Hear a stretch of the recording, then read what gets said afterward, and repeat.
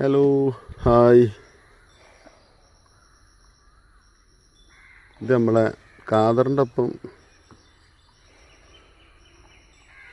നമ്മളൊരു അയൽവാസി കുട്ടിയാണ്.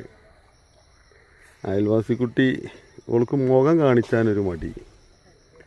അപ്പം ഞാൻ ഓളോട് പറഞ്ഞ്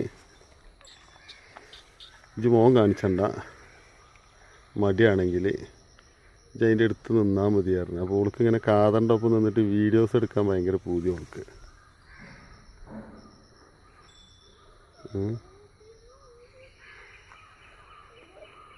അപ്പോൾ ഓൾ എന്നും എന്നോട് വന്നിട്ട് പറയും, ഓൾ നമ്മളൊരു സബ്സ്ക്രൈബറും കൂടിയാണ്.